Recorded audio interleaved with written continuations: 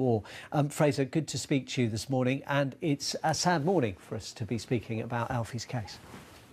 Yes, it certainly is. This was, of course, inevitable when the life support was taken off. It was only going to be a matter of days before Alfie passed away.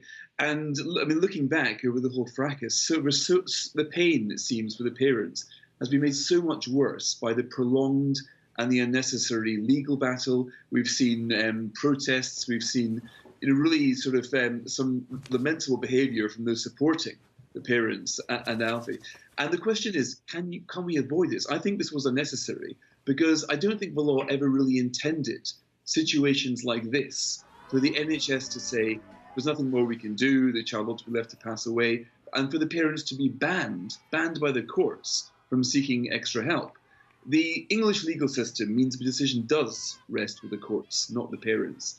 And I'm not sure that should always be the case. If it's manifestly in the child's best interest to seek, for example, a treatment that can save a child's life, then it makes sense for the courts to overrule parents. But if it's a parent seeking a last chance at life and the authorities saying no, then a lot of people in this country and abroad would think that surely the parents ought to be given that right.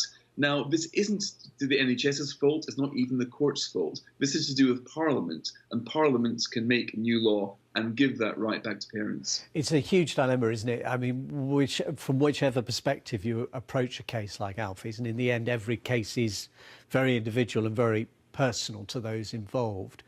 What about the dilemma which presumably the courts will also have wrestled with, which is what is in the best, who should decide what's in the best interest of a child, and can the parents always be relied upon to do that? Because in the emotion and grief of a terrible case, and I'm not talking specifically about Alfie now, I'm talking in general terms, that emotion may get in the way of doing the best thing in the child's interest. I mean, that's the ultimate dilemma, isn't it? And I wonder, can Parliament ever legislate effectively for that?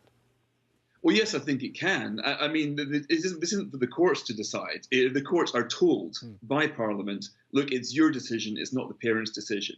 And this is what's caused shock and alarm world over. We had Jeb Bush, for example, last night, a former sort of presidential hopeful, saying he was shocked at how scant the rights of parents are in England. In America, the courts would probably rule for the parents, although such cases do happen there as well. But I think there's going to be more cases like this. Take, for example, the case of Charlie Gard, who died in London last year. His parents have been arguing for the same case. They called it a Charlie's Law, saying that there will be a small number of cases where it's not a case of the government or the NHS wanting for the child to get more treatment so he can live.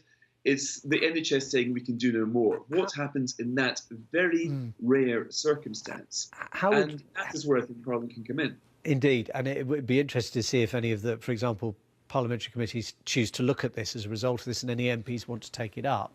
But in terms of, I mean, I wonder how would you avoid, for example, the situation which has arisen in previous cases where a family who, for religious reasons, don't believe in blood transfusions, say to doctors, no, we don't want you to give our child a blood transfusion. The doctors are arguing that that treatment would prolong life.